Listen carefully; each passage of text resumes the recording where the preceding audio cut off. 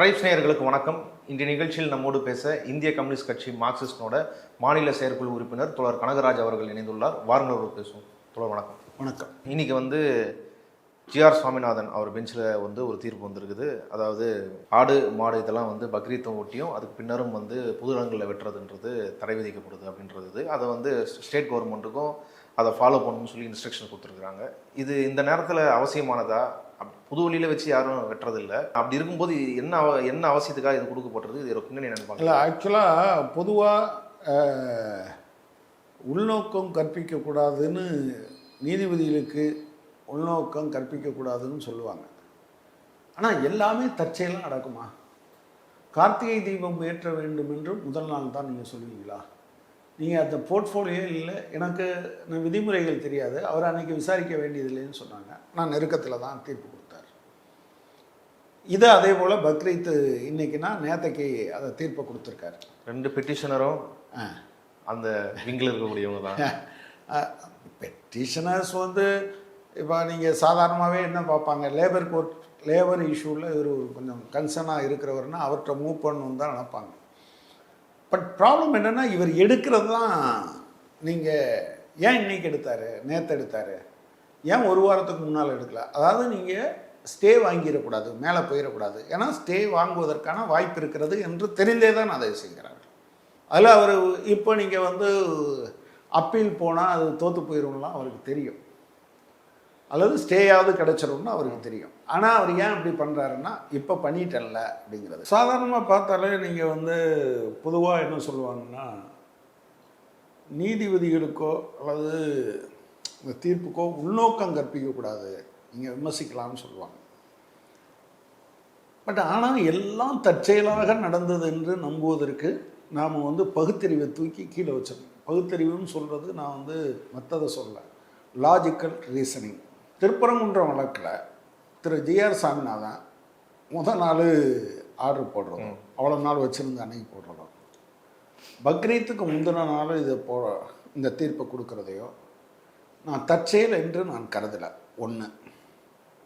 ரெண்டாவது, இந்த தீர்ப்பினுடைய கடைசி 2 பாரா, அதில் 16வது பாரா என்ன சொல்கிறாருன்னா, ஏ ரீடிங் ஆஃப் த எஃபோர்ஸ்ட் ப்ரொவிஷன்ஸ், அதாவது சட்டத்தினுடைய பகுதியெல்லாம் சொல்கிறார், leads us to the conclusion that the authorities cannot permit slaughter of any animal in a place other than designated slaughterhouse. அதாவது மேற்கண்ட பிரிவுகளை எல்லாம் நாம் பார்க்கிற போது அதிகாரிகள் இந்த ஸ்லாட்டர் ஹவுஸ், அதாவது லைசன்ஸ்டு இதை வெட்டுவதற்கு அனுமதி கொடுக்கப்பட்ட இடங்களை தவிர வேறு எந்த இடங்களில் கோயிலும் சேரும், நீங்கள் வீட்டில் இருக்கிறதும் சேரும். பொதுவாக ஒரு 10 பேர் சேர்ந்து இந்த எங்கூர் மாதிரி ஆடுகளை வெட்டி வீட்டுக்குள்ளே பங்கு வச்சுக்கிறது, அதுக்கும் சேரும். அது ஒன்று. அதில் அவர் சொல்கிறது எனி அனிமல், ஆடு மாடு கோழி எல்லாம் சேரும் அதுக்குள்ளே. அதைத்தான் முதல்ல சொல்கிறார். ஆனால் அதை அப்சர்வேஷனாக சொல்கிறார். ஆனால் ஆர்டராக என்ன சொல்கிறாருன்னா, 17வது பேராவில், we allow this writ petition with the direction to the state of Tamil Nadu to ensure that no cow or calf is slaughtered on the eve of Bakrid or any other day. அதாவது இந்த பெட்டிஷனை நாங்கள் ஏற்றுக்கிறோம். பக்ரீத் சமயத்திலேயோ அல்லது வேறு எந்த நேரத்திலுமோ பசுவையோ கன்றையோ கொள்வதற்கு இவர்கள் அனுமதிக்கக்கூடாது. அதாவது சட்டத்தினுடைய ப்ரொவிஷன் அவர் காட்டுறது என்னவா இருக்குது, எந்த அனிமலும்னு சொல்கிறார். ஆனால் இங்கே என்ன சொல்கிறாரு, பசுவுக்கும் கன்றுக்கும் மட்டும் பொருந்தும்னு சொல்கிறார். ஆனால் அதை விட ரொம்ப முக்கியமாக பக்ரீத் சமயத்திலேயோ வேறு எப்போதுமோ சொல்ல வேண்டிய அவசியம் இல்லை. இந்த நிமிடத்திலிருந்து கூட சொல்லணும். எதுக்காக இதை சொல்கிறாரு? இதுக்கு ஒரு கம்யூனல் கலர் கொடுக்குறது. ஆக்சுவலாக நான் நீங்கள் நான் அவருக்கு உள்நோக்கம் கற்பிக்கலை, ஆனால் இயல்பாக இது உழுகுது இல்லை. இதை எப்படி நீங்கள் பார்க்குறது? எனக்கு உண்மையிலே இதை கம்யூனல் கலர் கொடுக்குறாருன்றீங்க. ஏன் பக்ரீத்துன்னு சொல்கிறீங்க? உங்கள்கிட்ட ஒரு கேஸ் வருது, நீங்கள் என்ன சொல்லணும்? நீங்கள் உண்மையிலே உங்களுக்கு உயிரின் மீது அக்கறை இருக்கிறது, எனவே நான் எந்த உயிரும் கொள்ளாதமையை நான் விரும்புகிறேன்னா எந்த விலங்குகளையும் பலியிடக்கூடாதுன்னு சொல்லியிருக்கோம். அப்படின்னா அங்கீகரிக்கப்பட்ட கடைகள்லையும் பண்ணக்கூடாதுல்ல? அது அடுத்த விஷயத்துக்கு நான் வாரேன். இல்லை, அப்படி அவர் சொல்ல முடியாது. ஆனால் இவர் இங்கே என்ன சொல்கிறாரு, அதில் பசுவையும் கன்றையும் மட்டும் தனியாக பிரித்து எடுத்துறாரு ஆர்டரில். அப்புறம் என்ன சொல்கிறாரு, பக்ரீத் சமயத்திலேயோ எப்போதுமேன்னு சொல்லிட்டா முடிஞ்சு போச்சு. இந்த பக்ரீத்தை எதுக்காக கொண்டாந்து வெறும் பக்ரீத் சமயத்தில் மட்டும்தான் வெட்டுறாங்களா? கோயில்களுக்கு பலியிடுவதே இல்லையா? இல்லை இதர இந்து மக்கள் நீங்கள் சாப்பிட்றதே இல்லையா? நான் சமீப காலத்தில் லாஸ்ட்டு ஒரு 4 or 5 years கன்னியாகுமரிக்கு நான் போய்கிட்டே இருக்கேன். கன்னியாகுமரி மாவட்டம் அநேகமாக நீங்கள் கன்னியாகுமரியில் காலையிலே போனீங்கன்னாலும் சரி, பீஃப் கறிங்கிறது, பீஃப் ஃப்ரைங்கிறது ரொம்ப சாதாரணமாக எல்லா கடையிலும் இருக்கிற ஒரு விஷயமா இருக்கும். இங்கேயுமே பல இடங்களில் இருக்குங்கிறது ஒரு உண்மை. அப்போ ஏன் இவங்க இப்படி சொல்கிறாங்க? அந்த பக்ரீத் என்பதை சொல்லுவதன் மூலமாக ஏதோ எனக்கு தெரிஞ்சு பீஃப் சாப்பிடாத மாட்டுக்கறி சாப்பிடாத இஸ்லாமியர்களை ஏராளமானவர்களை எனக்கு தெரியும். நீங்கள் தமிழ்நாட்டில் நீங்கள் சர்வே எடுத்தீங்கன்னா முஸ்லீம் அல்லாதவர்கள் தான் மிக அதிகமாக சாப்பிடுவாங்க. நீங்கள் கன்னியாகுமரி மாவட்டத்தை ஸ்பெசிஃபிக்காக எடுத்துக்கேன். அப்போ ஏன் இப்படி சொல்கிறாங்க அப்படிங்கிற கேள்வி வருது பார்த்தீங்களா? எனவே இது தவறானது. நான் என்னுடைய கேள்வி என்னென்னா, நேற்றைக்கே இதனுடைய அவசியம் கருதி மேல்முறையீட்டிற்கு தமிழ்நாடு அரசாங்கம் சென்றிருக்க வேண்டும். திரு விஜய் அவர்களோ அல்லது அவருடைய அமைச்சரவைக்கோ இதனுடைய சீரியஸ்னஸ் தெரியாமல் இருந்திருக்கலாம், வச்சுப்போம் ஒரு பேச்சுக்காக. ஆனால் இஸ்லாமியர்களோட நண்பர்கள் பாதுகாவலர்கள், இஸ்லாமியரோட நண்பர்கள் பாதுகாவலர்கள் அவங்க தானே இப்போ அவங்க தான் கிளைம் பண்ணுறாங்க. சரி, அவர் ஏதோ சொல்லிட்டு போட்டாங்க. ஆனால் அவங்க அதிகாரிகள் இருக்காங்களே, அவங்களுக்கு எப்படி இந்த ஆர்டர், அதாவது order copy to be issued and uploaded today, இன்றைக்கே இந்த ஆணையை நீங்கள் வெளியிட்டணும், அதை ஆன்லைன்லேயும் அப்லோட் பண்ணிடணும். என்ன இது, ஏன் அப்போ இவங்க அப்பீலுக்கு போகலை? அந்த கேள்வி இயல்பாகவே எழுகிறது. எனவே இது என்னை பொறுத்த மட்டில் நல்ல வெறும், அதாவது உள்நோக்கமே இல்லைன்னு சொல்கிறது மாதிரி இது இல்லைன்னு எனக்கு தோணுது இதை படிக்கிற போது. ஓகே, இல்லை தமிழ்நாடு அரசோட அதாவது நடவடிக்கை எடுக்காமல் இருக்கிறது, உடனே ஒரு மேல்முறையீடோ இல்லை ஒரு வெளியில் நாங்கள் இதை நாங்கள் மானிட்டர் பண்ணுறோம், இதுக்கு அப்படி எடுத்துக்கூடாது அப்படின்றத பற்றி பேசவும் இல்லை. அப்போது இது எப்படி எடுத்துக்கிறது? உங்களுக்கு இதை பற்றியான விவரம் தெரியல, இல்லை நாளைக்கு என்ன ரெஸ்பான்ஸ்? நாளைக்கு அதான் நீங்கள் கம்யூனல் இஷ்யூஸில் டக்குன்னு நீங்கள் முடிவெடுக்க வேண்டிய அவசியம் இருக்கிறது. எனவே அதில் கவனத்தோடு அவங்க இருக்க வேண்டியது இருக்குது. அவங்க இதுவரை பண்ணலை.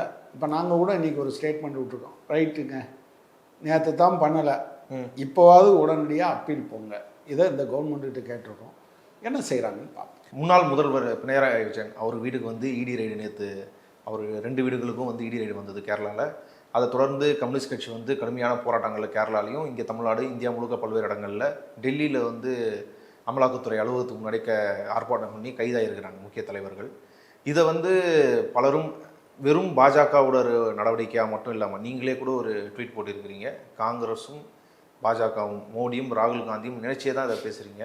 சோதனையில் எதுவும் கண்டுபிடிக்கப்படல, அது ஏற்கனவே தெரிஞ்சது தான். ஆனால் இந்த நடவடிக்கை ஏன் இப்போ காங்கிரஸோடு சேர்த்து பேசப்படுது? இதனால் காங்கிரஸும் இந்த நடவடிக்கை விமர்சனங்களாகப்படுது.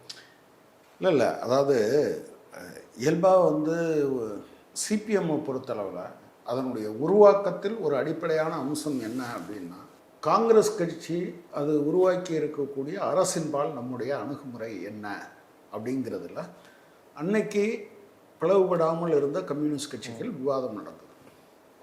அப்போ அதுக்குள்ளே இருந்த ஒரு பகுதி பின்னால் சிபிஎம் வந்தவங்க, அது பெருமுதலாளிகளும் அதே போல் நிரப்பிரபுக்களுக்கும் அது பிரதிநிதியாக இருக்குது என்பதுதான் அடிப்படையான அம்சம். அதனால் நீங்கள் பார்த்தீங்கன்னா 64 இருந்து கிட்டத்தட்ட 2004 வரையிலும் காங்கிரஸோட எந்த விதமான உறவையும் எங்கேயுமே வைத்துக் கொள்வதில்லை.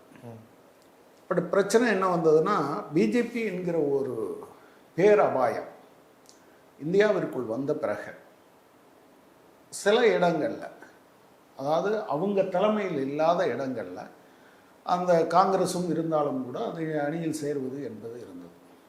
இந்த பின்னணியில் தான் 2004 தேர்தலை பொறுத்த மட்டும் ஒரு ஃப்ராக்சர்டு வெர்டிக்ட் வருது.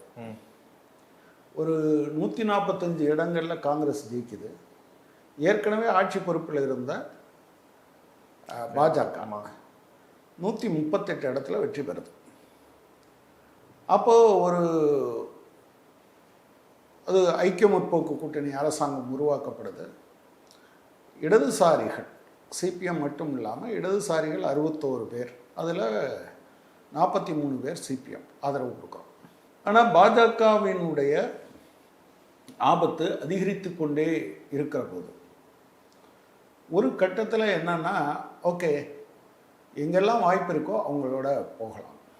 ஆனால் அவங்கள பற்றிய அது பெருமுதலாளிகள் இன்றைக்கும் நவீன தாராளமயத்தை இந்தியாவில் அறிமுகப்படுத்தியது காங்கிரஸ் தான். பொதுத்துறைகளை விற்பதற்கு ஆரம்பித்ததும் அவங்க தான். ஓகே, இப்படி இது எல்லாம் இருந்தாலும் கூட காங்கிரஸோடு ஒத்துழைப்பது என்பது ஒரு வர்க்கத்தன்மை என்று பார்த்தா காங்கிரஸுக்கும் பிஜேபிக்கும் வேறுபாடு இல்லை. ஆனால் அதே சமயத்தில் இவங்க பல நேரங்களில் காம்ப்ரமைஸ் பண்ணிக்கிட்டா கூட அடிப்படையில் அவங்க மதச்சார்பற்ற கட்சி என்கிற முறையில் தான் பார்த்தோம்.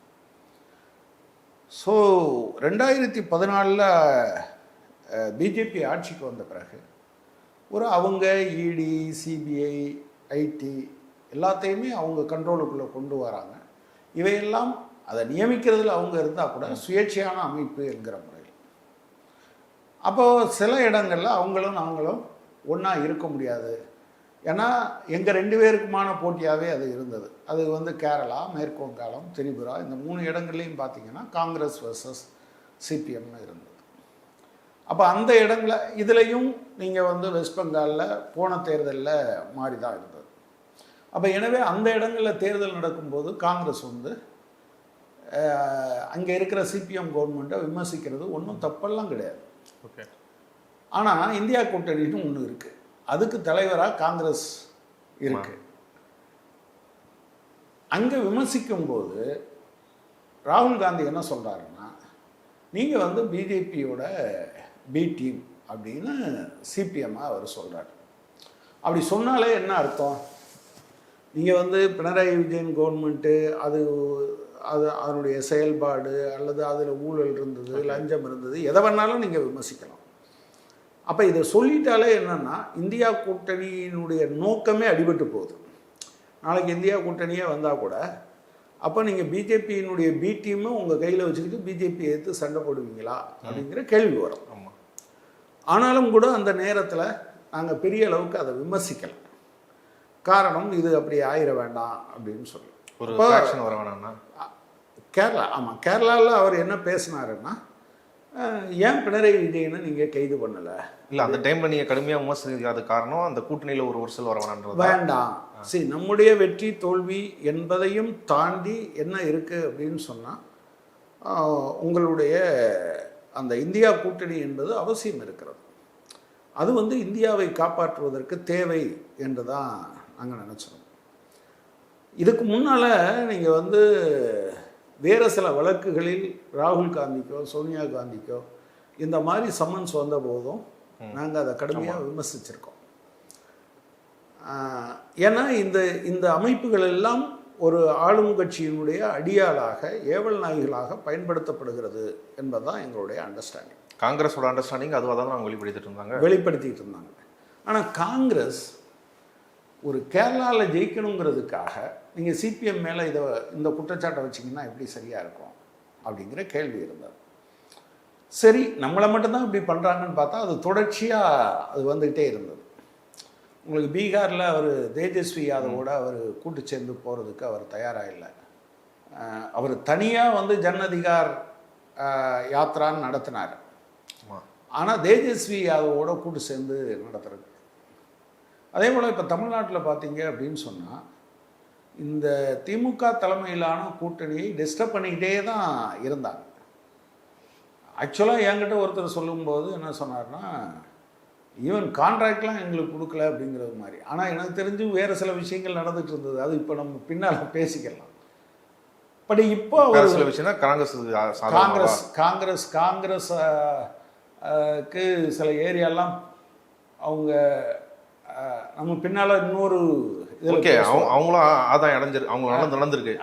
அதை நம்ம பிறகு பேசலாம். சரி. ஸோ இந்த பின்னணியில் தான் என்ன வருது அப்படின்னு சொன்னால், பினராயி விஜயன் வீட்டில் ரெய்டு.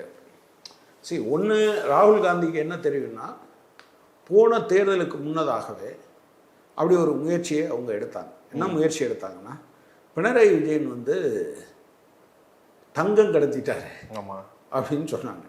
இந்த 5 வருஷ காலத்தில் தங்கத்தை ஏதாவது அதை பற்றி விசாரணை நடத்தினாங்களா? இல்லை, எதுவுமே நடத்தலை. அப்போ இப்போ அவங்க என்ன நினைக்கிறாங்க அப்படின்னு சொன்னால், இப்போ போலீஸோ மற்றவங்களோ இயல்பாக இது ஒரு ஃபியூட்டில் எக்ஸசைஸ்ன்னு அவங்களுக்கு தெரிஞ்சால் கூட, இப்போது மாநிலத்தில் காங்கிரஸும் ஆட்சி பொறுப்புக்கு வந்த பிறகு அவங்க ரைடு நடத்துகிறாங்க. அஃப்கோர்ஸ் நான் என்ன சொல்கிறேன்னா, சிபிஎம் ஆளாக இருந்தாலும் சரி, சிபிஎம்னுடைய எவ்வளவு பெரிய தலைவராக இருந்தாலும் சரி, தவறு செய்திருந்தால் அவர் மீது நடவடிக்கை எடுப்பதற்கு எந்த சந்தேகமும் இல்லை. நரேந்திர மோடிக்கும் தெரியும், அமித்ஷாவுக்கும் தெரியும், இவங்க எல்லாத்துக்குமே தெரியும். கம்யூனிஸ்ட் கட்சியினுடைய பெரிய தலைவர்கள் எல்லாரும் இப்போ நீங்கள், அதாவது சுந்தரையா பெரிய நிலப்பிரபுத்துவ குடும்பத்திலேருந்து வந்தவர், முதல் பொதுச் செயலாளர். அவர் பங்கா வந்த 100கணக்கான ஏக்கர் நிலத்தை உழுதவங்களுக்கு நில சொந்தம்னு கோஷம் வச்சோன்னு பிரித்து கொடுத்துட்டு வந்துட்டார். இஎம்எஸ் நம்பூதிரிவார் தன்னுடைய சொத்து முழுவதையும் எழுதி கொடுத்து விட்டு, நான் முழுநேர ஊழியர், கட்சியின் குழந்தை, கட்சியை இன்னைக்கு காப்பாற்றணும்னு வந்துட்டார். நீங்கள் தமிழ்நாட்டிலையும் சரி இந்தியா முழுவதும் பார்த்தீங்கன்னா பல அலுவலகங்கள் வந்து, கட்சியினுடைய அலுவலகங்கள் வந்து யாராவது நன்கொடையாக கொடுத்ததாக இருக்கும். இந்த வடபள்ளியில் போய் பார்த்தீங்கன்னா அந்த பஸ் ஸ்டாண்டுக்கு முன்னால் A to B இருக்கும். ஆமாம், அதுக்கு மேலே தான் சிபிஎம் ஆஃபீஸ் இருக்குது. அது மணின்னு ஒரு தோழருக்கு சொந்தமானது. அவர் இறப்பதற்கு முன்பாக கட்சிக்கு எழுதி வச்சார், என்னுடைய இறப்புக்கு பின்னால் என் மனைவி இருக்க வரைக்கும் இந்த வாடகையை அவங்க வாங்கிப்பாங்க, அதுக்கு பின்னால் முழுவதும் கட்சி. இப்படி தமிழ்நாடு முழுவதும் பல இடங்களில் இருக்குது. தேர்ந்தெடுக்கப்படுகிறவர்கள் அமைச்சர்களாக இருந்தாலும், எம்எல்ஏ எம்பியாக இருந்தாலும், அவங்களுடைய சம்பளத்தை கட்சிக்கு கொடுத்தணும். கட்சிக்காரர்கள் யாரும் தேர்தலில் அவங்க காசை செலவழிக்கக்கூடாது. ஏன்னா செலவழித்தா அது மூலம். இப்படி இருக்கிற கட்சி, அதனுடைய அரசியல் தலைமை குழு உறுப்பினர் அவர் இப்படி பண்ணுவார் அப்படின்னு யார், மோடியும் நம்ப மாட்டாங்க, அமித்ஷாவும் நம்ப மாட்டார், ஈடியும் நம்பார். ஆனாலும் அவங்க இதை திட்டமிட்டு இப்போ பேரை கெடுக்கணும்னு அவங்க இருக்குல்ல, அதுக்காக அவங்க முயற்சி பண்ணுறாங்க. எனவே தான் இது ராகுல் காந்தியின் விருப்பமாகவும் இருந்தது. அப்படிங்கிறதுனால தான் அதை சேர்த்து, வெறும் கேரளாவில் அவங்க ஆட்சி பிடிக்கணுன்ற ஒரு காரணத்துக்காக வேற என்ன இருக்க முடியும்? வேற அவருக்கு என்ன? நீங்கள் பாருங்கள், தமிழ்நாட்டில் ஒரு கூட்டணி அமைஞ்சது திமுகவோட. ஏதாவது ஒரு வார்த்தை அந்த கூட்டணியை வரவேற்கிறேன்னு சொன்னாரா? அவர் இங்கே பிரச்சாரத்துக்கு வந்தார். முதல் கூட்டத்தில் அவர் வந்து திமுக கூட்டணின்னோ அல்லது திமுக தலைவர் பேரையோ அவர் சொல்கிறதுக்கு தயாராக இல்லை. இன்ஃபேக்ட் நான் கேள்விப்பட்ட வரையில் இது ஒரு பெரிய பிளவாக தெரியும். அது இல்லாமல் பார்த்துக்கிறதுக்கு நம்ம ஒரு முயற்சி பண்ணலாம். நீங்கள் வரும்போது எங்கள் வீட்டில் வந்து ஒரு டீ குடிச்சிட்டு போகலான்னு திமுக தலைவர் கேட்டதாக கூட சில பேர் சொன்னாங்க. ஆனால் அதை கூட அவர் செய்வதற்கு தயாராக இல்லை. அப்போ இந்த இந்த இந்த இதெல்லாம் இல்லைன்னு வச்சுக்கோங்க, அவங்க எங்கேருந்து வெற்றி பெறுவாங்க? சரி, சிபிஎம்மை நீங்கள் தள்ளி விட்டுறீங்க, தேஜஸ்வி யாதவை தள்ளி விட்டுறீங்க, தமிழ்நாட்டில் இவங்களை தள்ளி விட்டுருவீங்க. நீங்கள் மாநில கட்சிகள் எல்லாத்தையும் ஏற்கனவே உங்களை 2019 தேர்தலின் போது சமாஜ்வாதி பார்ட்டிக்கு எதிராக நின்று தான் அவர் அங்கே தோற்று போகிறார்.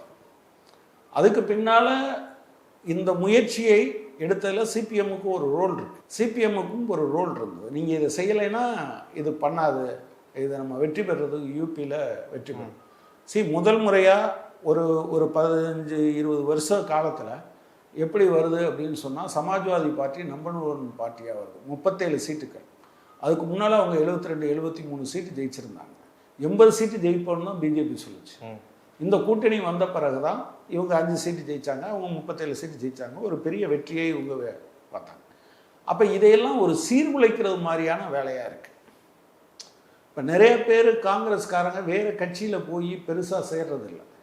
இப்போ இன்றைக்கி நீங்கள் மிக மோசமாக அஸ்ஸாமில் பேசி கொண்டு இருக்கக்கூடிய முதலமைச்சர் அவர் காங்கிரஸ்லேருந்து போனவர். இப்படி நீங்கள் நிறையா சொல்ல முடியும். இப்படி குலாம் நபி ஆசாத், அதே போல் நீங்கள் மத்திய பிரதேசத்துலேருந்து பல தலைவர்கள், யூபி மாதிரியான இடத்துல இருந்த காங்கிரஸ் கட்சியினுடைய மாநில தலைவர், இப்படி பல விஷயங்களை நாம் பார்க்குற போது இப்படி பண்ணிகிட்டு இருக்க ஒருத்தர் தன்னுடைய கட்சியை சரி பண்ணணுங்கிறதுக்கு பதிலாக அவங்களோட தன்னுடைய எல்லா விதமான வேறுபாடுகளையும் ஒதுக்கி வைத்துவிட்டு பிஜேபி இந்தியாவுக்கு கேடு என்பதற்காக சேர்ந்து நிற்கிறவங்களை நீங்கள் விமர்சிக்கிறீங்கன்னா உங்கள் நோக்கம் என்ன? அதுலேருந்து தான் அது சொல்லப்பட்டது. ஓகே, ஆனால் நீங்கள் முதல்ல ஒரு சிபிஎம்மோட பார்வைன்னு வச்சிங்களே காங்கிரஸ் மேலே, இது வந்து ஒரு முதலாளித்துவ கட்சி தான் அதுவும், ஆனால் மதசார்பற்ற கட்சின்னு சொன்னீங்களே, ஆனால் இப்போ நடைமுறையில் இன்னும் அந்த அந்த பார்வையில் எதனா மாற்றம் இருக்குதா? இல்லை இல்லை இல்லை, நான் அப்படி நினைக்கல. அதாவது தலைவர்களுக்கு பல நேரங்களில் ஒரு சில்லறை லாபங்களுக்காக இப்படி பேசுவாங்க. ஆனால் அந்த மாஸ் பை அண்ட் லார்ஜ் மதச்சார்பற்ற கொள்கையில் இருக்குது. இப்போ ஜெயலலிதா அப்படி ஒரு நிலைப்பாடு எடுத்தாங்க இல்லையா? ஆனால் அந்த மாஸ் வந்து அவங்க அதிலிருந்து தான் அவங்க ஆடு கோழி பலியிட தடை என்ற அந்த சட்டம்லாம் கொண்டு வந்தாங்க. செங்கல் எடுத்துகிட்டு போகிறது, அயோத்திக்கு போகிறது, கரசேவைக்கு போகிறது சரின்னாங்க. ஆனால் அவங்க மாஸ் வந்து அது வந்து அவங்க இயல்பாக மதச்சார்பற்றவர் தான். ஆனால் அதில் ஒரு என்ன சொல்கிறது, ஒரு தேர்தல் ஆதாயத்துக்காக அந்த நேரத்தில் ஒரு நிலைப்பாடு எடுக்கிறாங்க என்பது வேறு. இப்போ சமீபத்தில் உயர்கல்வித்துறை அமைச்சர் காங்கிரஸ் சேர்ந்த விஸ்வநாதன் அவர் வந்து வேந்தராக வந்து தமிழக முதல்வர் இருப்பார், அதை பற்றி கேட்கும்போது பழைய கட்சியோட வந்து நிலைப்பாடு எங்களுக்கு கிடையாது, ஆட்சி நடத்தினவங்களோட நிலைப்பாடு எங்களுக்கு கிடையாது, நாங்கள் புது கொள்கை கூட வைக்கலாம், எங்கள் முதல்வர் தான் சொல்லுவார் என்னன்றதுன்றதெல்லாம், ஒரு மாநில உரிமையை அப்படி காலி பண்ணி பேசுகிறதுன்றதெல்லாம் வந்து அப்படி ஒரு சந்தேகங்களை அப்படி ஒரு விமர்சனங்கள் எழுப்புது. இல்லை, நீங்கள் வந்து காங்கிரஸை வந்து இப்போன்னு இல்லை, அது ரைட் ஃப்ரம் த பிகினிங் அதுதான் ஒரு பெரிய மாஸ் பேஸ் இருந்தது. பார்த்தீங்களா, இந்தியாவை நீங்கள் காந்தி எப்போதும் காங்கிரஸுடைய உறுப்பினராகவே இருந்தது கிடையாது, ஒருபோதும் இருந்தது கிடையாது. ஆனால் அவர் சீனுக்கு வந்த பிறகு அவரை மீறி எதுவுமே நடக்காது. சுபாஷ் சந்திர போஸ் வந்து இவர் நிறுத்தின பட்டாபி சீதாராமையாவை ஜெயிச்சிட்டாரு அப்படின்னு சொன்னால் பெரிய சூழ்ச்சி செஞ்செல்லாம் பண்ண அந்த மாதிரியான விஷயங்கள் எல்லாம். ஆனால் நீங்கள் நம்ம பஞ்சாப் சிங்கம்னா யாரை சொல்லுவோம்? லாலா லஜபதி ராயை சொல்லுவோம். அதே போல் மதன் மோகன் மாளவியா 1926 ஜவஹர்லால் நேருக்கு அவங்க அப்பா கடிதம் எழுதுகிறார், மோதிலால் நேரு. ஏன்னா இந்த லால் மாளவியா கும்பலோட எனக்கு பெரிய கஷ்டமாக இருக்குது, ஒரு தேர்தலை வெற்றி பெறுறதுக்கு மதத்தையும் பணத்தையும் செலவிடுறாங்க. ஸோ இந்த குரூப் அதுக்குள்ளே இருந்தாங்க. ஒரு பேர் நீங்கள் கோல்வால்கரே இதுக்குள்ளே இருந்தாலும் தானே, கம்யூனிஸ்ட் தலைவர்கள் பலரும் அதுக்குள்ளே இருந்து தானே அப்புறம் வெளியே வந்தாங்க. அப்போ நீங்கள் பார்த்தீங்கன்னா அதுதான் ஒரு மேஜர் மூமெண்ட், அது ஒரு மாஸ் மூமெண்ட்டு, அதில் எல்லாருமே இருந்தாங்க. ஸோ லெஃப்ட்டும் இருந்தாங்க, ரைட்டும் இருந்தாங்க. ஆனால் சில பேர் இங்கே தங்கி இருந்துட்டாங்க. இதில் காங்கிரஸ்லேயே தங்கி இருந்த ஒரு பெரும் பகுதி இருந்தது. அதுக்கு பல நேரத்தில் நீங்கள் யூபியில் 1949 டிசம்பர் 11க்கும் 12க்கும் இடைப்பட்ட அந்த இரவில் தான் இந்த ராம்லல்லா என்கிற சிலை கொண்டு போய் வைக்கப்படுது. ஆக்சுவலாக நேரு வந்து அதை எடுத்து போட சொல்கிறார். கோவிந்த வல்லப பந்தன் நினைக்கிறேன் அப்போ முதலமைச்சர், அவர் வந்து அதெல்லாம் எடுக்க முடியாதுன்ட்டார். அந்த கலெக்டராக இருந்த நாயரும் எடுக்க முடியாதுன்ட்டார். ஸோ நீங்கள் வந்து பார்த்தீங்கன்னா இந்த காம்ப்ரமைஸ் பண்ணுற இந்த டெண்டன்சி அல்லது அதோடு இருந்தவங்க உங்கள் ரைட் ஃப்ரம் இது. ஸோ காங்கிரஸ் அசச் நாம் வந்து ஒரு ஒரு அதாவது அவங்க எல்லாம் மதவெறிக்கு ஆளாயிட்டாங்க அப்படின்லாம். மதவெறிக்குன்னு வலதுசாரி சிந்தனை இருக்கிறவங்க இப்போ இருக்கிறாங்க மதவே அந்த வலதுசாரி தன்மை உடையவர்கள் அதில் இருக்கிறாங்க. அந்த மாஸ் முழுவதுமே அப்படி இருக்கிறதாக சொல்ல. ஓகே, இப்போ தமிழ்நாட்டு முதல்வர் விஜய் அவர் வந்து இப்போது பினராயி விஜயன் அவர் அவங்க வீட்டில் நடந்த ரைடை பற்றியோ அதை பற்றியோ இந்த கண்டனமும் எதுவும் தெரிவிக்காதது எப்படி இருக்குது? ஏன்னா அவங்க மெஜாரிட்டி பெறாத போது கம்யூனிஸ்ட் கட்சிகள் சிபிஎம் சிபிஐ தான் போய் முதல்ல ஆதரவு கொடுத்த நிலைமையில் இப்போ அவர் அதுக்காக எந்த குரலும் கொடுக்காதது பலரால் விமர்சிக்கப்படுது. நீங்கள் எதை எப்படி பார்க்குறீங்க? அவர் இப்போ இந்த மாதிரியான விஷயத்தில் அவர் முதலமைச்சராக வந்த பிறகு எதுவும் பேசணும் மாதிரியே எனக்கு தெரியல. பேசல ஆக்சுவலாக பேசல ஒரு வேளை எனக்கு எதுவும் விட்டு போயிருக்கோ அப்படிங்கிறதுக்காக ஒரு சேவிங் கிளாஸ் போட்டு நான் சொல்லி பதவியை தனிக்கு சேர்த்து பேசலாம். ஆமாம், கட்டாயமாக பேசணும். அவரை ஆளுநர் பதவி ஏற்க அழைக்காத போது கூட ஒரு ஸ்டேட்மெண்ட் விடலையே அவங்க. எனவே அவங்க ஒன்றிய அரசோடு ஒரு எதுவும் சண்டை கிட்ட போட்டுறக்கூடாது, அவங்கள எதிர்த்து பேசக்கூடாதுன்னு நினைக்கிறாரோ. உண்மையிலே நீங்கள் நியாயத்தின் பக்கம் நிற்கிறீர்கள் என்றால் அநியாயத்துக்கு எதிராக குரல் கொடுப்பது அதனுடைய ஒரு தவிர்க்க முடியாத பகுதி. அவர் ஒன்றிய அரசாங்கத்தை கூட கண்டிக்க வேண்டாம். ஆனால் அவருக்கு தெரிஞ்சிருக்கு, அப்படி தான் நான் நினைக்கிறேன். அட்லீஸ்ட் நேற்று நான் நினச்சேன் அவர் பிரதமரை சந்திக்க போகிறாரு அப்படின்னு ஒருத்தர் என்கிட்ட சொன்னார். பிரதமரை சந்திக்க போகிறாரு, உள்துறை அமைச்சரை சந்திக்க போகிறாரு. இன்னும் அதனால அவர் சொல்லாமல் கூட இந்த நேரத்தில் வேண்டான்னு நினச்சிருக்கலாம் அப்படின்னு. ஆனால் இன்றைக்கி வரை பார்த்தா அது இல்லை. எனவே அவருடைய அந்த வழக்கமான பாணியை தொடர்கிறார் என்று தான் நான் கருத வேண்டும். அது வழக்கமான பாணினா அதுக்கு அது எப்படி ஒன்றிய அரசுக்கு எதிராக பாஜகவை விமர்சிக்காமல் இருப்பது என்பதை தொடர்கிறார் என்று தான் நான் நினைக்கிறேன். காங்கிரஸோட அவருக்கு இருக்கு இப்போ நெருக்கம். காங்கிரஸில் இருக்கிற பிரவீன் சக்கரவர்த்தி போன்றவர்கள்லாம் ரொம்ப க்ளோஸ் ஃப்ரெண்டுன்றதை அவரே சொல்லிக்கிறாரு. இப்போ ராகுல் காந்தி அவரோட பதவியேற்பு நிகழ்ச்சிக்கே வந்தார். அந்த அந்த அந்த லைனை வேலை செய்தா இதுக்கு ஆதரவு கொடுக்காமல் இருக்கிறதுக்கு அப்படின்னா அவங்களையும் பார்க்காம வந்தார். இல்லை நீங்கள் நாளைக்கு பக்கத்து வீட்டுக்காரர்னா இன்றைக்கி இல்லை நாளைக்கு பார்த்துக்கலான்னு வந்திருக்கலாம். இல்லை இவங்க ஒரு கேம் ஆடுறாங்களோன்னு எனக்கு தோணுது. ஒரே நேரத்தில் ரெண்டு பேரோடவும் ஒரு இது. அது எனக்கு என்னவோ அது இன்னும் கொஞ்சம் போனால் தான் தெரியும், கரெக்டாக புரிஞ்சுக்க முடியல. ஆனால் கட்டாயமாக நீங்கள் ஒரு தமிழ்நாட்டினுடைய முதலமைச்சர் என்கிற போது நீங்கள் உங்களுக்கு ஆதரவு கொடுத்தோங்கிறதுக்காகலாம் இல்லை. Okay, correct. ஆதரவு கொடுத்தோங்கிறதுக்காகலாம் நீங்கள் எங்களுக்கு ஒன்றும் சொல்ல வேண்டியதில்லை, அல்லது நீங்கள் சொல்லுவீங்கிறதுக்காக நாங்களும் ஒன்றும் எதிர்பார்க்கலைன்னு வச்சுக்கோங்க. பட் தவறென்று தெரிந்தால் நீங்கள் சொல்லணும்ல, நாளைக்கு நீங்களே அதுக்கு பலியாக கூடும்ல. அரவிந்த் கெஜ்ரிவால் எனக்கு பொறுத்தளவில் ஒரு கட்டத்தில் சாஃப்ட் ஹிந்துத்துவாவை அவர் ஃபாலோ பண்ணார். ஆனால் அவரை ஒழிக்கணும்னு நினச்ச போது ஒரு ஊழலை எதிர்த்தா நீ வர்றேன்னு சொன்னால் நீ பெரிய ஊழல்காரன் நான் சொல்கிறேன்னு அவரை பிடிச்சி உள்ளே போட்டு துணை முதலமைச்சரை உள்ளே போட்டு அவங்க செல்வாக்கையே மொத்தமாக வச்சு அரசாங்கத்தை அவங்ககிட்ட இருந்து கைப்பற்றிட்டு அவர் மேலே ஒன்றும் குற்றம் இல்லைங்க அப்படின்னு விட்டுட்டாருங்க. அவர் ஜார்க்கண்ட் முதல்வர் ஹேமந்த் சோரனை இதே மாதிரி தேர்தலுக்கு முன்னால் பிடிச்சி 1.5 மாதம் உள்ளே வச்சுருந்தாங்க. அவங்கள கோர்ட்டுக்கு கொண்டு போகும்போது கோர்ட்டு கேட்டுச்சு ஆதாரம் என்ன, இவரை அப்படி இனிமேல் தான் ஆதாரங்களை தேடணும்னு சொன்னாங்க. ஏன்னா ஆதாரத்தை வச்சுக்கிட்டு நீ அரெஸ்ட் பண்ணுவியா, அரெஸ்ட் பண்ணிவிட்டு ஆதாரத்தை தேடுவியான்னு அது ரிலீஸ் பண்ணுச்சு. நீங்கள் கவிதா KRSனுடைய தலைவராக இருந்த கவிதா, இப்படி நீங்கள் எல்லாத்தையும் நீங்கள் சேர்த்து பார்த்தீங்கன்னா இது ஒரு ஒரு ஒரு அரசால் ஒரு நியமிக்கப்பட்ட சுயேட்சையாக இயங்க வேண்டிய ஒரு அமைப்பு, மக்கள் வரிப்பணத்தில் இயங்க வேண்டிய ஒரு அமைப்பை ஆளுங்கட்சி தன்னுடைய அடியாளாக பயன்படுத்துகிறது என்கிற போது விஜய் அவர்கள் பளிச்சுன்னு இதில் சொல்லியிருக்கணும். ஓகே, பட் அவர் சொல்லலை. அதாவது நீங்கள் போய் வலியுறுத்த முடியுமா, நீங்கள் சொல்லுங்கன்னு. இப்போ தொடர்ச்சியாக இப்படி பல்வேறு விஷயங்கள் தமிழக புதுசாக அமைஞ்சிருக்கிற அந்த அரசு பல்வேறு பிரச்சனைகள் விமர்சனங்களில் சிக்கிட்டே இருக்குது. சமீபமாக அது குறித்து பேசும்போது சிபிஎம்மோட மாநில செயலாளர் தொடர் சண்முகம் அவர்கள் திமுக 6 மாத காலம் விமர்சிக்க மாட்டேன்னு சொல்லிச்சு. ஆனால் இப்போது உடனடியாக மற்ற விமர்சனங்கள் வைக்கிறதுன்றது சரி கிடையாது, அந்த உரிய நேரத்தை கொடுக்கணும் அப்படின்னு இருக்கிறாங்க. ஆனால் பெரிய பெரிய விஷயங்கள் நடக்குது. விவசாயிகள் பிரச்சனையாக இருக்கட்டும், அவங்களுக்கு மானியம் கொடுக்குறன்ற பேரில் ஏக்கருக்கு கணக்குன்ற பதிலாக 50,000 வச்சுருக்கிறாங்க. அது பெரிய கொந்தளிப்பு இருக்குது. கம்யூனிஸ்ட் கட்சியை சேர்ந்த அமைப்புகளே சிபிஎம்மை சேர்ந்த விவசாய அமைப்புகளே போராட்டம் நடத்திட்டு இருக்கிறாங்க நேற்று. அது இல்லாமல் பல்வேறு பிரச்சனைகள் சட்ட ஒழுங்குலேயே அதை ரெஸ்பான்ஸ் அதை அணுகிற விதம் இருக்குல்ல. எல்லா காலங்களையும் அந்த குற்றங்கள் நடக்குது.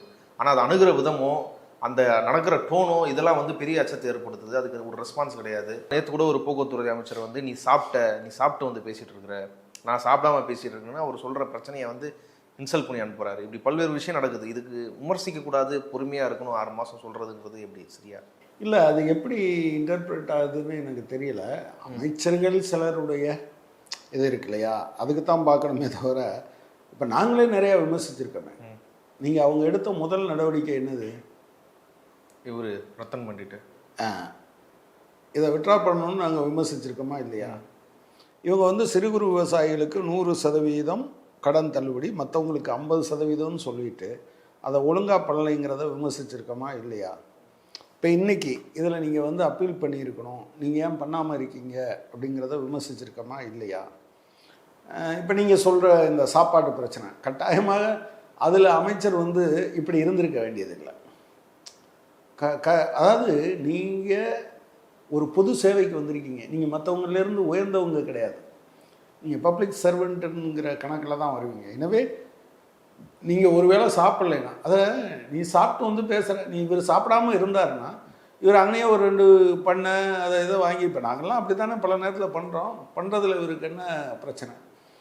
இப்போ நீங்கள் 5000 மருத்துவமனைகளுக்கு ஆன்லைன்லேயே பெர்மிஷன் ஒன்று வந்தது, அதை விமர்சிக்காமல் எப்படி இருக்க முடியும்? ஆன்லைனில் பெர்மிஷன் கொடுத்துருவீங்களா? நாளைக்கு ஒரு 4 மரணம் நடந்து போச்சுன்னா என்ன பண்ணுறது? அரசாங்கமே திரும்ப அதை இது பண்ணாது. அதே போல் போலீஸ் அதிகாரிகள் நீங்கள் வந்து எப்படி இன்சென்சிட்டிவாக இருந்தாங்கன்னு தெரில. அது அது அது ஒரு விதமான உங்களுக்கு அதை ஃபீல் பண்ணால் தானே. இப்போ அதை எல்லாரும் ரிப்போர்ட்டர்ஸ் எல்லாம் அதை பார்த்தாங்களா இல்லை மற்றவங்க பார்த்தாங்களா? அது குழந்தையினுடைய முகத்தை சிதைக்கிற மாதிரி ஒரு 9 வயசு குழந்தை, அது ஒரு பூ மாதிரி தானே. அப்போ உங்களுக்கு வர வேண்டியது உங்கள் அமைச்சர்களுக்கு வரல அல்லது வந்து அதிகாரிகளுக்கு வரல அப்படின்னா அது விமர்சிக்கத்தக்கதானே. விமர்சிக்காமல் இருப்பதற்கு இப்போ நீங்கள் கிட்டத்தட்ட இது நீங்கள் ஒன்றுமே இல்லாமல் தான் அந்த ராஜினாமா பண்ண எம்எல்ஏக்கள் அது என்ன அவங்க ரிசைன் பண்ணிட்டு வர்றதை பார்த்தா அவ்வளோ சிரிப்பு, அப்பா வாழ்நாள் முழுக்க போதும் அப்படின்னு நினச்சிட்டு வர்றதுமா தான் சிரிச்சிட்டு வர்றாங்க. இதை விமர்சிக்காமல் எப்படி இருக்க முடியும்? ஸ்டேட்மெண்ட் விட்டுருக்கோமே, விமர்சிச்சிருக்கோமே. கட்டாயமாக கைமாறு இல்லாமல் வருவதற்கான முறையிலான ஆட்கள் இவங்களா சொல்ல முடியுமா? இல்லை இசக்கி சுப்பையா சொன்னார், நான் மக்களுக்கு சேவை செய்கிறதுக்காக வந்திருக்கேன் அப்படின்னு. இல்லை எல்லாம் மாஞ்சோலை இஷ்யூவில் மக்களுக்கு சேவை செஞ்சார் அவர். அந்த பல்பீர் சிங் 41 பேர் பல்ல பிடுங்கின போது யார் பக்கத்தில் இவர் நின்னார்? என்ன சேவையை இவர் கண்டுட்டார்? ஜனநாயகத்தினுடைய முக்கியமான கூறே என்னது? ஆளுங்கட்சியும் எதிர்கட்சியும் என்பது தான். நீங்கள் மட்டுமே இருந்தால் அதுக்கு சர்வாதிகாரம் தானே பேர். எனவே இந்த பிரச்சனையை நான் என்ன பார்க்குறேன்னா, நான் தோழர் சண்முகம் அதை வந்து பொதுவாக சில அமைச்சர்களை பேசினதாக இருக்கலாம்னு நான் நினைக்கிறேனே தவிர, இது 6 மாதத்துக்கு விமர்சிக்கவே, என்ன செஞ்சாலும் விமர்சிக்காமல் எப்படி இருக்க முடியும்? அப்படியெல்லாம் இருக்க முடியாது. ஒரு பொதுவாக அப்போனா 6 மாதத்துக்குள்ளே என்ன தப்பு பண்ணாலும் அதுக்கு கொடுக்குற லைசன்ஸ் ஆகிடாதா? எனவே கம்யூனிஸ்டுகள் ஒருபோதும் அப்படி பேச மாட்டோம். 6 மாதத்துக்கு நீ என்ன தப்புனாலும் பண்ணிக்கலாம்யா அப்படின்னு கொடுக்குற லைசன்ஸ் இல்லை. பட் ஏதாவது வரம்பு மீறி யாராவது விமர்சிக்க வேண்டாம். ஆக்சுவலாக எங்ககிட்ட முன்னாள் முதலமைச்சர் திரு மு.க. ஸ்டாலின் பேசும்போது இதை தான் சொன்னார். 5ஆம் தேதி காலையில் சொன்னார், ஒரு 6 மாதத்துக்கு நம்ம அமைதியாக இருக்கலாம், அவங்க வந்து ஒரு கவர்மெண்ட்டு புதுசாக. ஆனால் இந்த 6 மாதத்தில் நீங்கள் இப்போ பிஎம்சியை ஏற்றுக்கிட்டு வராங்கன்னு நீங்கள் பேசாமல் இருக்க முடியுமா? இப்போ நீங்கள் வந்து தமிழ் தாய் வாழ்த்து 3ஆவது இடத்துக்கு வந்துச்சுன்னா பேசாமல் இருக்க முடியுமா? இப்போ மோடி அவங்கக்கிட்ட போய் வந்து இதுக்கு ஒரு விளக்க உரை கொடுங்க, தெளிவுரை கொடுங்கன்னு கேட்குறாரு. முதல்ல பாடுறதுக்கு தமிழ்நாட்டு பாடலாம் முதல்ல பாடுறது தெளிவுரை இல்லை, அவங்க தெளிவாக வந்து முதல்ல பாடக்கூடாது 3ஆவது தான் பாடணும்னா ஏற்றுப்பாங்களா? அது எதுக்கு கேட்கணும்? இல்லை முதல்ல பாடுவதற்கான உரிமை நமக்கு இருக்குது, அதை விட்டு கொடுக்க கூடாது. எனவே நான் அவர்கிட்ட கேட்டுட்டு வந்திருக்கேன் அதனால் வெயிட் பண்ணுறேன் அப்படின்னு நீங்கள் சொல்லக்கூடாது, அது அவசியம் இல்லாது. 2வது, இது வந்து தேசிய கீதம் மாதிரி நீங்கள் அதுக்கு அதை என்ன சொல்கிறது, அதை ஹானர் பண்ணாமல் இருந்தீங்கன்னா உங்கள் மேலே நடவடிக்கை, அது கிரிமினலைஸ் பண்ணப்பட்ட கிரிமினல் குற்றம் என்று எங்கேயும் சொல்லப்படலை, கிரிமினலைஸ் பண்ணப்படலை, தண்டனைக்கான நடவடிக்கையாக சொல்லப்படலை. எனவே இது வந்து அவங்க அங்கே சொல்லியிருக்காங்கங்கிறத தவிர வேறு ஒன்றும் கிடையாது. எனவே அது நீங்கள் ஃபர்தராக வரும்போது, இப்போ நீங்கள் சட்டமன்றத்துக்குள்ளே வந்தால் அது வந்து ஆளுநருடைய எல்கைக்கு உட்பட்டதை கிடையாது. அது வந்து சட்டமன்றம் என்பது சபாநாயகருடைய ஆளுகைக்கு உட்பட்டது. ஆளுநரோட ஃபங்க்ஷனில் அவர் முடிவு பண்ணிக்கலாமா? ஆளுநரோட ஃபங்க்ஷன் அதை ஃபைட் பண்ணணும். அவங்க அப்படி சொல்கிறாங்க, நாங்கள் தான் அரேஞ்ச் பண்ணுவோம் போகிறேன்னு சொல்கிறாங்கன்னா you have to fight it out. அதை ஃபைட் பண்ணாமல் நீங்கள் விடக்கூடாது அப்படிங்கிறது தான். இப்போ தாவேக்காவோட ஆட்சி ஒட்டு மொத்தமாக நீங்கள் அது ஒரு புதுசாக வந்திருக்க ஒரு கட்சி நிர்வாகம் பண்ண திணறாங்க, இல்லை இப்போ தான் இதுவாகிறாங்க அப்படின்னு எடுத்துக்கிறதா, இல்லை இது ஒரு அன்யூஷுவலான சுச்சுவேஷன் அப்படி தானே விமர்சனங்கள் வருது. இந்த இந்த பொறுப்புக்கு தகுதியே இல்லாத பலர் வந்து இன்னைக்கு எம்எல்ஏக்களாகவும் அமைச்சர்களாகவும் இருக்கிறாங்க. ஒரு சென்ட்ரலைஸ்டாக வந்து தினக்கும் அவங்க வேலையை வந்து அவங்க தொகுதிகள்லையோ இல்லை சம்மந்தமே இல்லாமல் ஒரு ஹாஸ்பிட்டல்லையோ எடுத்துகிட்டு போய் ரிலீஸ் போட்டு வந்து போடுறது. இன்னைக்கு தொழில்துறை அமைச்சர் அவங்க வந்து ஒரு ரிலீஸ் போட்டிருக்கிறாங்க வெளிநாட்டு மூலதனங்களை நிறுவனங்களை வந்து கொண்டு வர்றதுக்கு. இதெல்லாம் வந்து ரொம்ப சீரியஸான ஒரு ரிஸ்கில் வந்து தமிழ்நாடு இருக்குது அப்படின்றத விமர்சனங்கள் இருக்கிறாங்க. உங்கள் பார்வை என்ன? ஆனால் அவங்க ரொம்ப ஓவராக தான் போகிறாங்க. எனக்கு புரியவே இல்லை ஏன் இப்படி பண்ணுறாங்க. இல்லை உண்மையிலேயே அவங்க இல்லை தமிழ்நாட்டில் இருந்திருந்தால் கூட இதுவரை நடந்ததெல்லாம் அரசியலுக்கே புதிதானவர்களோ என்று எனக்கு தோணுது இந்த பேசுகிறப்ப. ஆனால் சில பேர் சில தவறுகள் முன்ன பின்ன இருக்குன்னு வச்சுக்கோங்க. ரொம்ப யங்ஸ்டர்ஸ் முதல் முறை மைக்கிட்ட வராங்க பேசுகிறாங்க. அப்புறம் சினிமாவில் மாதிரி யாராவது ஒருத்தர் கட்சி தலைவர் அல்லது எம்எல்ஏவாக இருந்துட்டா எதை வேணாலும் பண்ணலாம் போகலாங்கிற நினைப்பு இருக்கிற மாதிரி இதுக்கெல்லாம் கொஞ்சம் டைம் எடுக்குங்கிறத நம்ம ஒத்துக்கலாம். பட் ப்ராப்ளம் என்னென்னா நீங்கள் நிர்வாக ரீதியாக எடுக்கக்கூடிய நடவடிக்கைகள் இருக்குல்ல.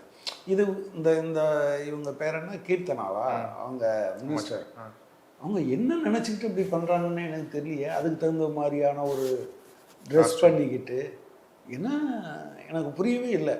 சரி, நியோலிபரல் அஜெண்டா வந்த பிறகு மாநிலங்கள் தங்களுக்கான முதலீடுகளை ஈர்ப்பதற்கு ஒரு பெரும் போராட்டம் நடத்துகிறாங்க.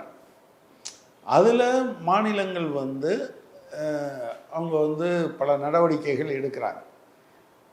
அது நீங்கள் ஒரு ரீல் போட்டால் அல்லது ஒரு வீடியோவில் பேசுனா வந்துரும்னு நினச்சா நம்ம என்ன பண்ணுறது? ரொம்ப பாவமாக தான் இருந்ததா. ஆனால் இவங்க கேட்கலாமே, அதிகாரிகள்கிட்ட கேட்க முடியுமே. நீங்கள் எல்லாம் தெரிந்தவர்களாக அமைச்சர்கள் இருக்கணுங்கிற அவசியமே அது கரெக்டு தான். உங்கள் விஷன் என்ன அப்படின்னு நீங்கள் சொல்லுவீங்க. மீதியெல்லாம் அதிகாரிகள் பார்ப்பாங்க. அதிகாரிகள் அத்துமீறாங்கன்னா இல்லைங்க பண்ணக்கூடாதுன்னு நீங்கள் சொல்லணும். அதை விட்டுட்டு நீங்கள் வந்து உங்கள் விஷனையே விஷனே இல்லாமல் நீங்களே எல்லாம் பண்ணிட முடியும்னு நீங்கள் நினச்சிங்கன்னா இது பரிதாபப்படுறதா இல்லை இது விஜய் அவர்கள் ரொம்ப சீரியஸாக யோசிக்க வேண்டிய நேரம்னு நான் நினைக்கிறேன். ஏற்கனவே இந்த போலியான செய்திகள் திட்டமிட்டு பரப்பப்பட்ட போதே அவர் அதையெல்லாம் டிசோன் பண்ணணும். எனக்கும் இதற்கும் சம்பந்தம் இல்லை, இதை என் பொருட்டோ என்னுடைய எனக்கு தெரியாமலோ செய்கிறவங்க யாரும் எனக்கு நல்லது செய்யலை, என் பேரை கெடுக்குறீங்க அப்படின்னு அவர் டிசோன் பண்ணணும், எச்சரிக்கணும். அதை விட்டுட்டு அவரை ரசிச்சுக்கிட்டே இருந்தார்னா நம்ம தலைவருக்கே பிடிச்சிருக்கு அப்படின்னு இவங்களும் பண்ண ஆரம்பிப்பாங்க. இது ஒன்றும் சரியானது இல்லை. கொஞ்சம் அமைச்சர்கள் கற்றுக்கொள்ள வேண்டும். ஓகே, முதல்வர் அவர்கள் பத்திரிகையாளரே சந்திக்காமல் இருக்கிறது, அவர் பொறுப்புக்கு வரத்துக்கு முன்னாடியே அப்படி சந்திக்கல. ஆனால் வந்த பிறகு இன்னைக்கு நேற்று வந்து டெல்லியில் பிரதமரை பார்த்த பிறகும் பத்திரிகையாளர்கள் கேட்டிருக்கிறாங்க, அவர் சந்திக்கல. மேடம் ஜெயலலிதா வந்ததுல யாருமே பிரஸ் மீட் பண்ணாம போனதில்லை sir. Don't break that legacy sir. Sir why are you not meeting with Rahul Gandhi sir? Why are you not meeting with Rahul Gandhi? எதுக்கும் பதில் சொல்ல வேண்டிய தேவை இல்லை அப்படின்னு ஒரு நிலைப்பாடா? அது அப்படி இருக்க முடியுமா? அதில் ஒன்றும் அவர் கொடுத்தானுன்ற சட்ட ரீதியாக அது கட்டாயம் கிடையாது. ஆனால் அப்படி அது அந்த கம்யூனிகேஷன் தேவையில்லை. இல்லை, விழுமியங்கள்னு ஒன்று இருக்குது. அப்போ உங்கள்கிட்ட யார் வந்து சார் சிஎம் சார் தமிழ்நாட்டு ப்ரெஸ் எல்லாம் இருக்குது சார் சொல்லிட்டு போங்க சார், இதை அவங்க அமைச்சர் சொல்ல முடியாது. சரியா? இது யார்? பத்திரிகைகள் வலுவாக அதை சொல்லுவாங்க. எனவே பத்திரிகைகளை அவர் சந்திக்கணும். அவர் ஒருவேளை ரோல் மாடலாக மோடி எதுவும் வச்சுருக்காரான்னு எனக்கு தெரியல. ஏன்னா மோடி மட்டும் 12 வருஷத்தில் இது சந்திச்சிட்டாரான்னு. தவறான நடவடிக்கை நிச்சயமாக அது எந்த, ஏன்னா அவர் தான் வந்து பவர் சென்டர்னு அவரே சொல்லிட்டாரு. எந்த அமைச்சர்கள்கிட்ட பத்திரிகையாளர் எந்த கேள்வி கேட்டாலும் முதல்வர் எடுப்பார், முதல்வர் சொல்வார், ஆனால் முதல்வர் பேசவே மாட்டாருன்னா எப்படி தெரிஞ்சுக்கிறது? இல்லை, அவரை மாற்றிக்கணும். அவர் பத்திரிகையாளர்களை சந்திக்கணும். அது ரொம்ப ரொம்ப அவசியமானது. ரெண்டாவது, அவருக்கு இந்த கூச்சம்லாம் ஒன்றும் இல்லையே. ஏற்கனவே கேமரா இல்லை, அது எந்த கோணத்தில் இருந்தால் அது சரியாக இருக்கும் என்றெல்லாம் பார்த்து பழகினவர் தானே. எனவே மற்றவங்களுக்கு இருக்கிற விஷயத்தை அந்த லீனியன்ஸ் அவருக்கு கொடுக்க முடியாது. அவர் ஆக்சுவலாக பேசணும். பேச முடியாதுன்னு நினச்சார்னா அவர் ஜனநாயகத்தினுடைய ஒரு பகுதியை நான் நிராகரிக்கிறேன் என்று அவர் ஆமாம் அப்படி தான் செய்வேன் அப்படின்னு சொல்கிறதா அர்த்தம். இவ்வளோ நேரம் பல்வேறு கேள்விகளுக்கு உங்கள் பதில்களை கொடுத்ததுக்கு மிக்க நன்றி.